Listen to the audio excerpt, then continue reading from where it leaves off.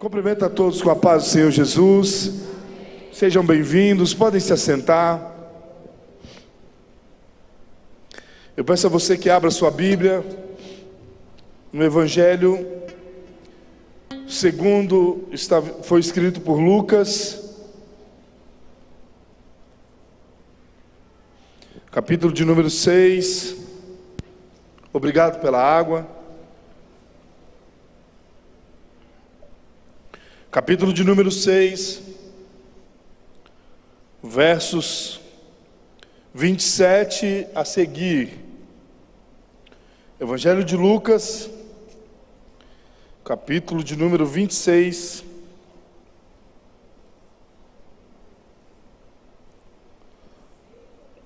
Capítulo 6, verso 27 a seguir. Lucas, capítulo 6, verso 27 a seguir. Diz assim a palavra de Deus: digo, porém, a vocês que me ouvem, amem os seus inimigos, façam o bem aos que odeiam vocês, abençoem aqueles que os amaldiçoam, orem pelos que maltratam vocês. Ao que lhes bate numa face, ofereça também a outra, e ao que lhe tira a capa, deixe que leve também a túnica. Dê a todo aquele que lhe pedir alguma coisa, e se alguém levar o que é seu, não exija que seja devolvido. Façam aos outros o mesmo que vocês querem que eles façam a vocês. Se vocês amam aqueles que os amam, que recompensa terão? Porque até os pecadores amam aqueles que o amam. Se fizer o bem aos que lhe fazem o bem, que recompensa terão? Até os pecadores fazem isso. E se emprestam àqueles de quem esperam receber, que recompensa terão? Também os pecadores emprestam aos pecadores, para receberem outro tanto. Vocês, porém, amem aos seus inimigos, façam o bem e emprestem sem esperar nada em troca. Vocês terão uma grande recompensa e serão filhos do Altíssimo, pois Ele é bondoso até para os ingratos e maus. Sejam misericordiosos, como também é misericordioso o Pai de vocês. Amém? A palavra do Senhor vem aos nossos corações para poder nos trazer paz, para nos trazer esperança, para nos trazer direção e também para nos trazer correção, muitas vezes. E a missão de todo pastor, além de todo o cuidado que ele tem que ter, o zelo com a igreja e assim por diante, o pastor ele tem a incumbência de sempre ser observador. O pastor tem que ter a incumbência de saber analisar a igreja em quem ele pastoreia. O pastor precisa estar junto das ovelhas, andar com as ovelhas, ter cheiro de ovelhas. O pastor precisa ouvir o que as ovelhas estão dizendo. O pastor precisa participar das rodas onde as ovelhas estão conversando. O pastor precisa olhar as necessidades da igreja e buscar em Deus uma resposta para cada situação que essas ovelhas que foram confiadas por Deus a Ele estão precisando. O pastor precisa ter coragem de tanto o ponto de trazer o carinho a elas, trazer uma palavra de esperança, como também muitas vezes exortar e corrigir quando sabe que essas ovelhas não estão caminhando no caminho que é correto. E nós, como pastores, nós somos apenas instrumentos na mão de Deus. Nós somos apenas a voz de Deus para essas ovelhas. Somos apenas servos dele. E isso nos mostra que a voz que ecoa em meio à igreja não deve ser simplesmente a minha voz, mas deve ser a voz de Deus. E aquele que se entende em si que é ovelha do Senhor, ele tem que ter a incumbência de saber ouvir e identificar a voz de Deus e assim vir para junto de Deus, observando aquilo que o Senhor, que é o seu Senhor, que é o seu verdadeiro pastor, o sumo pastor, está trazendo a ele, para que ele possa de fato andar nos caminhos e seguir nos caminhos que Jesus tem direcionado ele todos os dias. Não é isso que Jesus fez por nós? Jesus havia visto, já sabia, na verdade, o caminho que a humanidade iria passar ou estava passando. Então Jesus se faz homem para que ele viesse a trazer uma resposta àquilo que é a palavra, a sua própria palavra. Aquilo que já havia sido dito no Antigo Testamento também passa a ser dito novamente por Jesus, mas com outras palavras, porém com mais sentido e muito mais profundidade. O Evangelho de Lucas nos mostra isso. Lucas faz parte de uma série de evangelhos, dos 3 evangelhos chamados evangelhos sinóticos, ou evangelhos similares.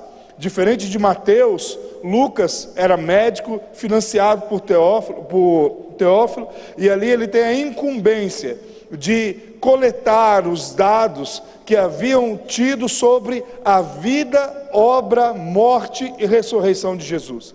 Então Lucas, a partir desse momento, começa a mostrar ao coração das pessoas aquilo que, e principalmente a Teófilo, aquilo que Deus havia o conduzido, aquilo que Deus havia o levado até cada pessoa que havia andado com Jesus, que havia visto Jesus, e tinha tido a incumbência de olhar e anotar todas essas coisas e escrever um evangelho para que viesse a trazer vida aos nossos corações.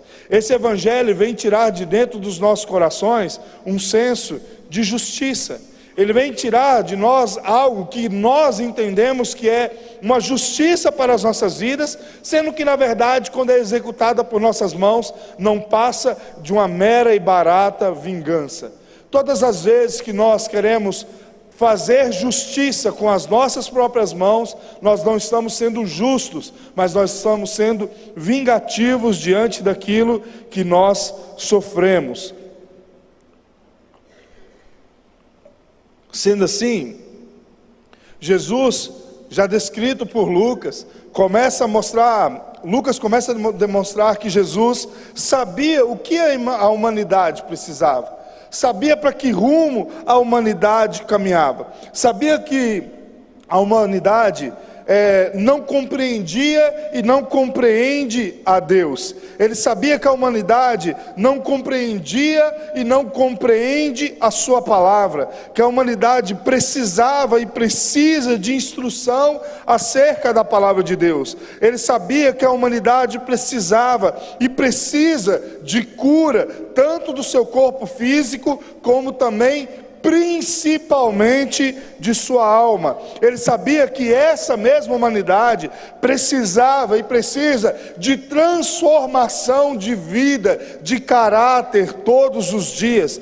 Ele sabia que essa humanidade precisava e precisa também do seu Salvador. Essa humanidade precisa estar intimamente ligada ao seu Salvador todos os dias, porque as coisas só irão melhorar quando vier uma mudança não simplesmente de pessoa, mas uma mudança de dentro para fora, algo que vem mexer com o nosso interior e assim irá externar no nosso exterior, quando se rendem ao nosso Salvador.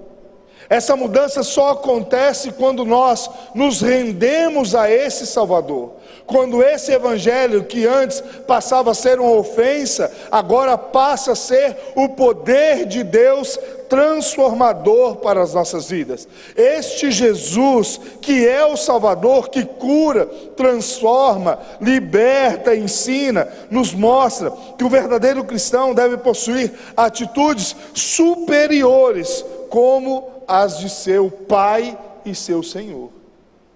Nós, como cristãos, não podemos andar diferente disso que a palavra de Deus nos mostra. As nossas atitudes não podem ser diferentes disso que a palavra de Deus nos mostra. As nossas atitudes, como cristãos verdadeiros, nascidos de novo, precisam ser melhores, maiores, superiores que as atitudes dos outros. Elas precisam ser todos os dias e cada dia mais parecida com a atitude de nosso Senhor. E como nós podemos, e como nós iremos crer nisso? Em primeiro lugar, quando nós deixamos de nos vingar, quando nós deixamos de lado a vingança. É isso que o Evangelho vem trazer em primeiro lugar para nós. Quando nós passamos a compreender que Deus é quem peleja por nós, que tudo aquilo que nós fazemos, o Senhor sabe de todas as coisas. Por isso ele começa nos dizendo: vocês que me ouvem. O verso 27, 28 diz assim: digo, porém, a vocês que me ouvem, amem os seus inimigos, façam o bem aos que odeiam vocês, abençoe aqueles que os amaldiçoam, orem pelos aqueles que maltratam cada um de vocês. Ou seja, Jesus está nos dizendo de uma forma muito clara: amem os seus inimigos, amem aqueles que você olha para ele e você entende que ele tem se levantado todos os dias contra você. Faça o bem àqueles que te odeiam.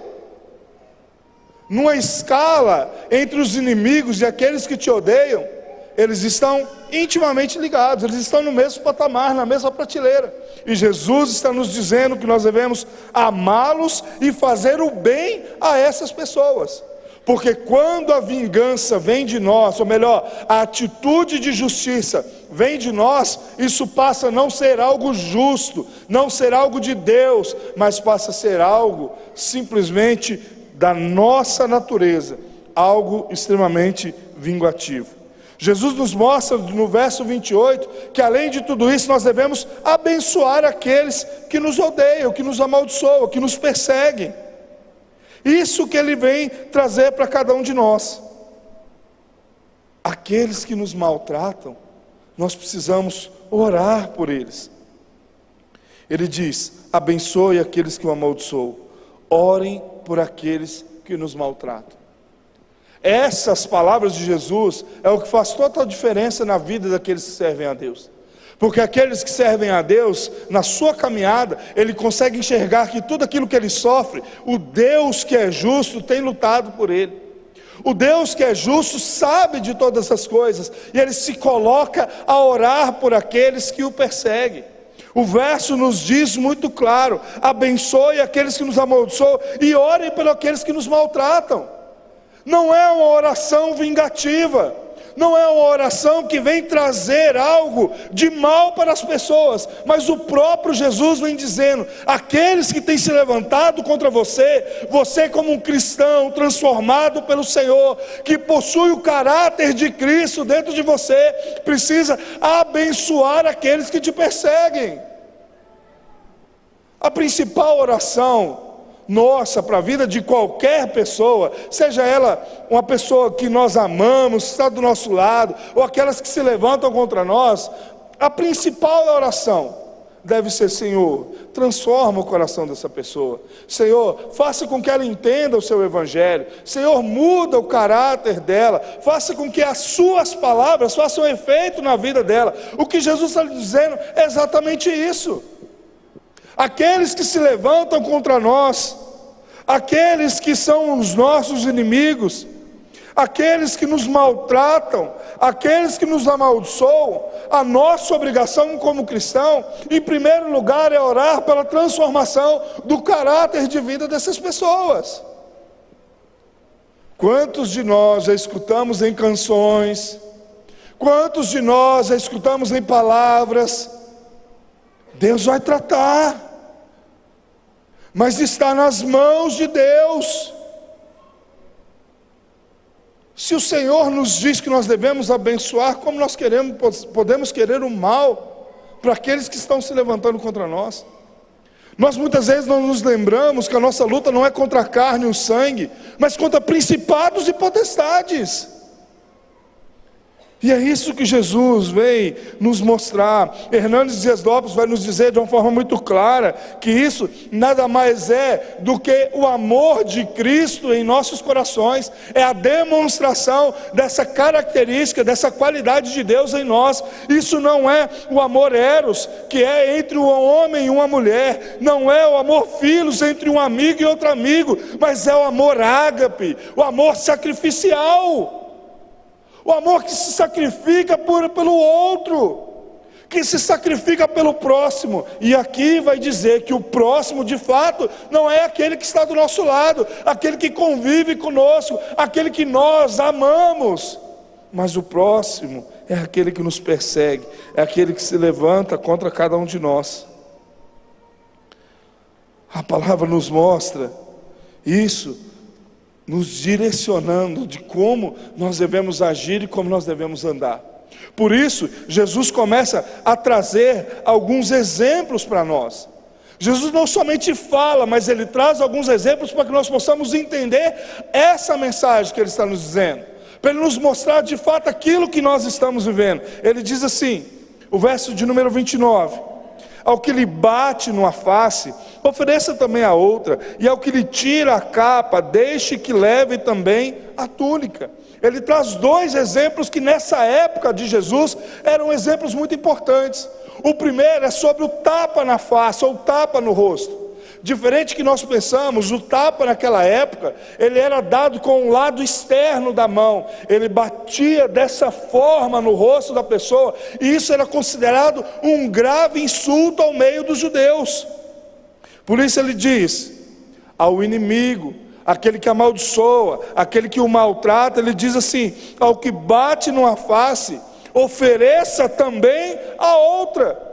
Não é nada mais, nada menos que atitudes superiores àquelas que o ser humano tem na sua condição natural de pecador, na sua condição de não conhecer a palavra de Deus, na sua condição de não compreender aquilo que Deus está dizendo. Por isso ele diz, aquele que dá, que fere a sua face, que traz para você algo extremamente injurioso, aquele que traz para você algo que vem trazer uma humilhação a você, dê o outro lado da face. Mostre para ele que você não tem a mesma atitude que ele. Todas as vezes que nós revidamos algo que os outros fazem conosco, nós estamos perdendo o nosso direito. Nós estamos de fato olhando para dentro de nós e nos igualando a Ele, em vez de termos aquilo que é o Espírito do Senhor. O segundo exemplo que Ele nos traz é sobre as vestes e também a capa. Vou ler novamente, e ao que lhe tira a capa, deixe que leve também a túnica. Esses versos aqui citados, também está descrito em Mateus, capítulo de número 5, que mostra o que Jesus estava ensinando ali no Sermão do Monte. Mateus, ele inverte o contexto, em vez de ele dizer primeiro sobre a capa, ele diz primeiro sobre a túnica, porque aquele que tinha alguma certa dívida, ele deveria empenhar primeiro a capa. Mas ele está dizendo, aquele que chega diante de você, e tira de você, até mesmo as suas roupas íntimas, aquilo que está próximo da sua pele, não dê a ele somente essas roupas, mas dê também aquilo que te cobre, dê aquilo que te cobre. Ele nos mostra que isso é algo extremamente pessoal. E por ser algo pessoal, demonstra uma atitude maior quando nós ouvimos a palavra de Deus e colocamos ela em prática. Jesus está dizendo a essas pessoas com um simples sentido, mas extremamente profundo. Ele está dizendo para mim e para você que mesmo naquilo que é o mais íntimo de nossas vidas, aquilo que é o mais próximo de nós, que são as nossas roupas, se alguém vier a nos tirar, é melhor que nós entreguemos elas, do que simplesmente cometemos um ato de pecado. Jesus está nos mostrando que o cristão, ele deve lutar todos os dias, de forma profunda, contra o pecado. Ele deve mostrar atitudes superiores. Ele deve mostrar que ele tem alguém que direciona a sua vida, que tem alguém que toma as decisões por ele, que tem alguém que faz com que ele ande num caminho totalmente diferente desse que o mundo quer nos ensinar. Meus irmãos, o mundo quer que nós possamos viver da forma que eles ditam, nas regras que eles nos impõem. O mundo acha que nós devemos viver segundo aquilo que eles colocam como padrão de certo e de errado. E a única coisa que é verdade absoluta, que é certa do início até o fim, é a palavra de Deus. Nós devemos andar segundo aquilo que a palavra de Deus, não importa o que os outros acham, não importa o que pensam ou deixam de pensar, o que importa é o que nós vivemos segundo a palavra de Deus. Essa deve ser para as nossas vidas a nossa melhor escolha.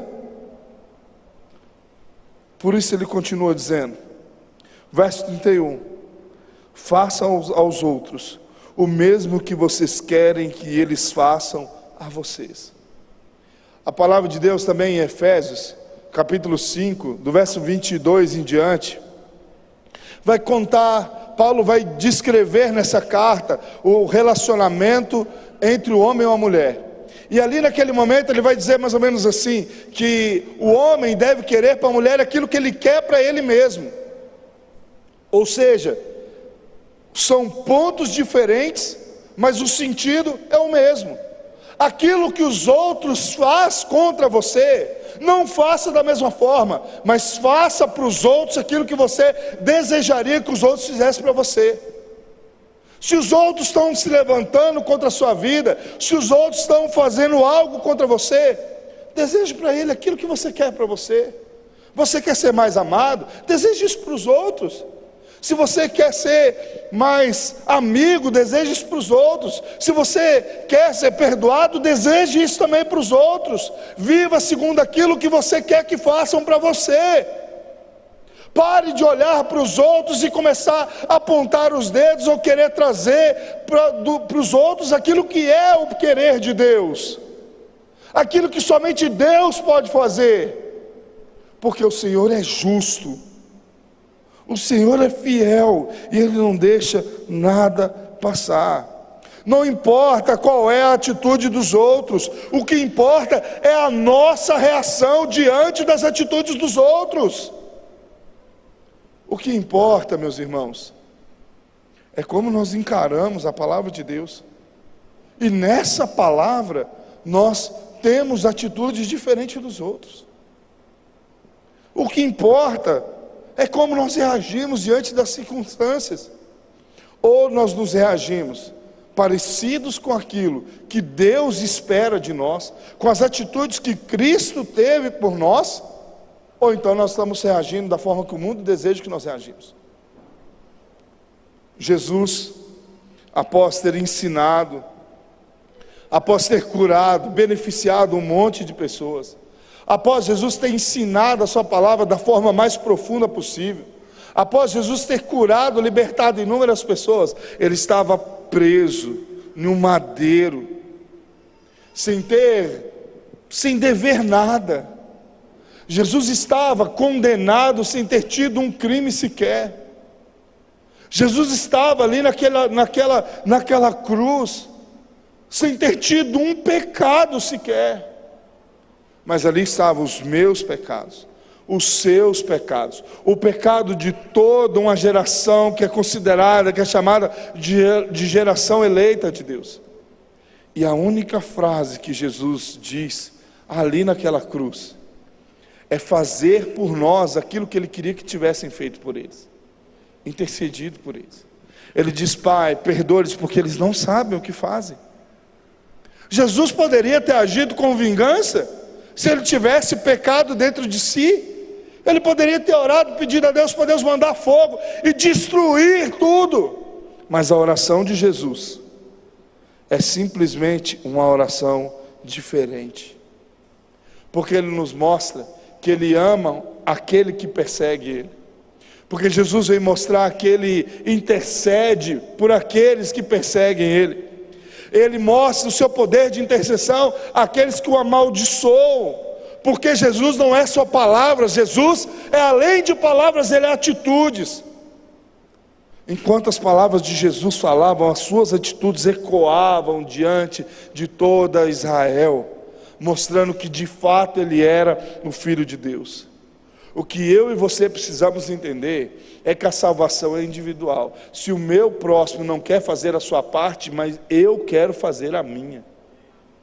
Eu preciso fazer a minha, independente do que os outros acham, independente do que os outros querem. O que importa é que o verdadeiro cristão deve possuir atitudes superiores, como as de seu Senhor. E nós cremos nisso quando nós deixamos a vingança de lado e quando nós agimos como filhos de Deus. O verso 32 ao verso 36 vai nos mostrar essa verdade. Todos exigimos os nossos direitos, porém, muitas vezes, nós esquecemos dos nossos deveres. Esse tem sido o mal dessa geração. Eles procuram e buscam os seus direitos, mas eles se esquecem dos seus deveres. Eles reivindicam os seus direitos, mas esquecem de quais são os seus deveres. Isso tem sido um grande problema. E Jesus vem de fato inverter a ótica. Não há mérito em fazer aquilo que os outros fazem, aquilo que as pessoas que não conhecem a palavra de Deus fazem. Há mérito, há recompensa, há galardão quando nós fazemos aquilo que o nosso Senhor faz para cada um de nós. Por isso ele diz no verso 32 que nós devemos amar as pessoas. Olha só, se você ama aqueles que o amam, que recompensa terão nisso? Se vocês fizerem o bem aos que lhes o fazem, que recompensa terão? E se emprestarem àqueles a quem esperam receber, que recompensa terão? Ele está nos dizendo exatamente o que já estava descrito no verso de número 27. Digo, porém, a vocês que me ouvem: amem os seus inimigos e façam o bem àqueles a quem vos odeiam. Meus irmãos, o que Jesus está nos mostrando é algo muito profundo, algo que vem para poder transformar as nossas atitudes. E sabe qual que deve ser o nosso posicionamento? Olhar o que a palavra de Deus está nos dizendo e começar a ter atitudes mudadas, simplesmente pelo fato de que a nossa vontade deve ser anulada e a vontade de Deus deve permanecer em nossos corações. Ele diz: se vocês amam aqueles que os amam, que recompensa terão? Porque até os pecadores amam aqueles que os amam.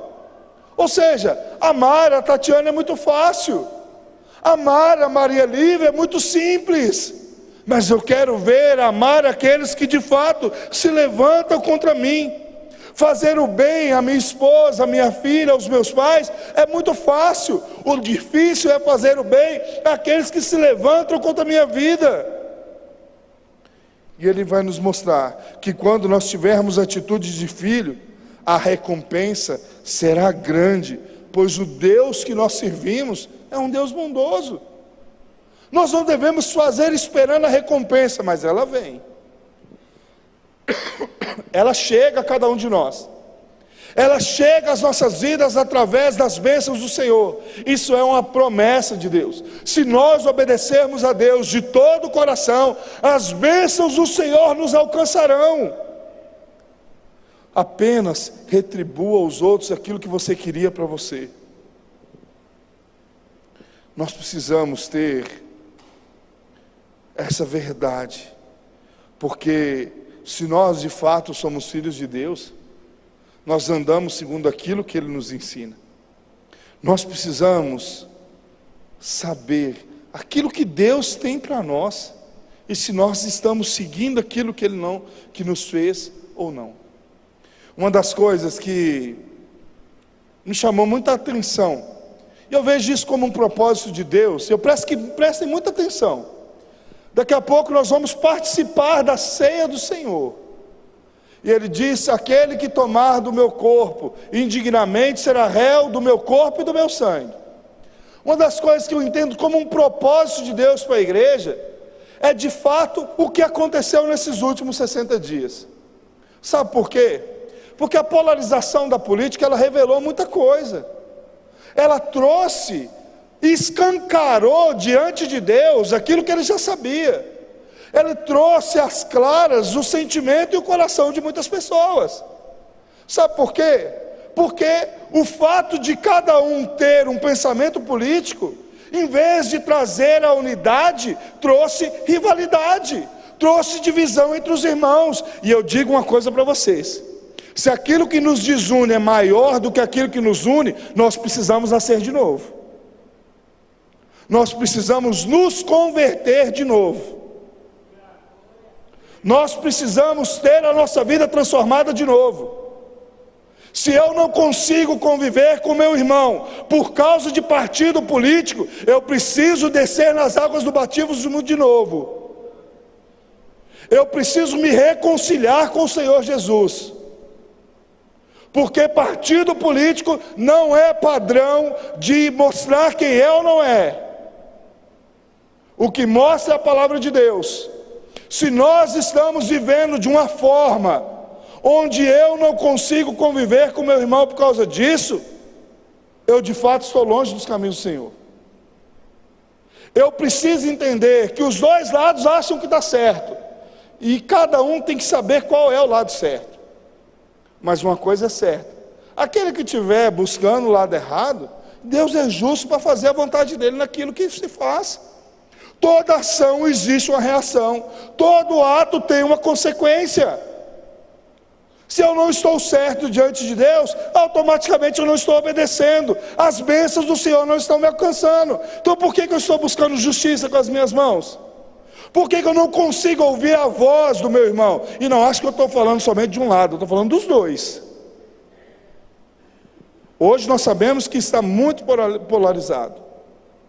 Então, se eu não consigo conviver com ele, automaticamente eu estou fora daquilo que é o propósito de Deus. Meus irmãos, eu vi gente brigando por causa de partido político, lutando por um voto, mas não consegue fazer o mesmo por Jesus. Eu esperei acabar tudo, e vou esperar acabar, porque ainda isso continua, para mandar uma frase no grupo da igreja muito importante: que agora possamos estufar os nossos peitos e ter a motivação, muito maior motivação, melhor dizendo, de falar de Jesus do que o que nós estávamos falando de política.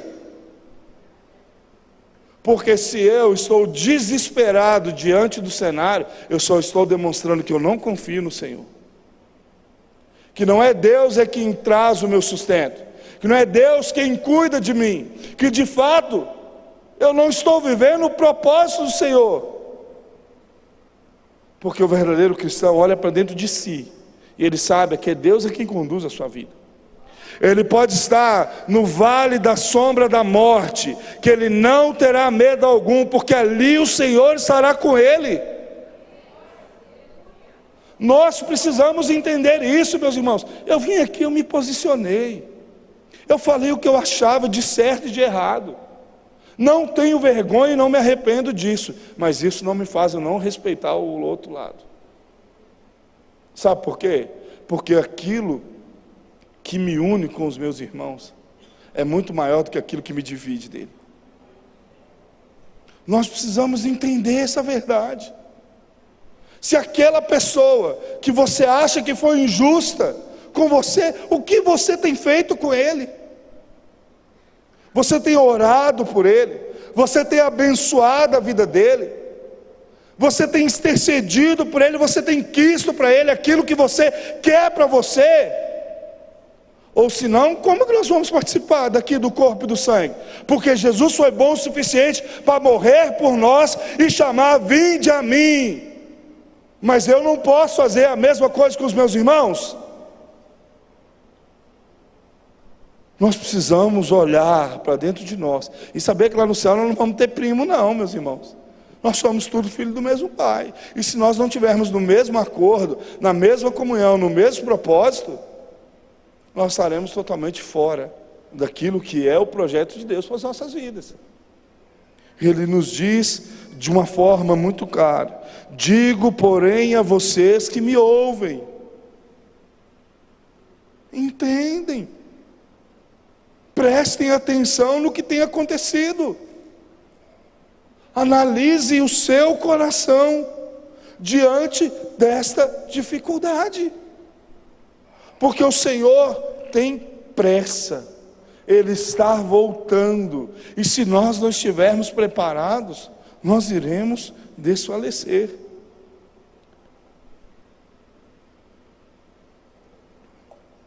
Não importa o que os outros fazem. O que importa é o que nós devemos fazer. Em Mateus capítulo 5, a mesma referência desse texto, o texto vai dizer mais ou menos assim, que se o teu irmão te pede para caminhar 1 milha com você, caminhe 2 com ele. Ele está dizendo que naquela época, era comum um soldado romano pegar alguém que estava trabalhando, estava na rua, e falar assim: ó, vem aqui, me ajuda a carregar uma carga por tanta distância. E as pessoas muitas vezes elas ficavam injuriadas, porque elas eram tiradas dos seus afazeres, daquilo que estava acontecendo, para poder caminhar até esse ponto. O que Jesus está dizendo é que se aquele que oprime, aquele que persegue, aquele que se levanta contra você, aquilo que faz aquilo que você não gosta, te chama para caminhar 1 milha, caminhe 2 com ele, porque o propósito dessa caminhada é você estar do lado dele dizendo: Jesus quer transformar a sua vida, Jesus quer mudar o seu coração, Jesus quer te ensinar o verdadeiro caminho. Jesus é o caminho, a verdade e a vida. Ninguém vem ao Pai a não ser por Ele. Porque o propósito de todo cristão é de fato olhar para dentro de si e ser um discípulo de Jesus. É carregar as marcas de Jesus. Para o discípulo de Jesus não existe injustiça, porque a maior injustiça foi feita com o seu Senhor, e por causa de nós. Então, que nós possamos analisar os nossos corações e começarmos a perceber qual tem sido as nossas atitudes, principalmente nesses últimos 60 dias, dos dois lados. Qual tem sido o nosso propósito diante disso? Como que eu tenho encarado a vida e o meu irmão? Porque se eu não consigo conviver com ele, se eu não consigo estar com ele, eu preciso nascer de novo. Se coloque de pé em nome de Jesus.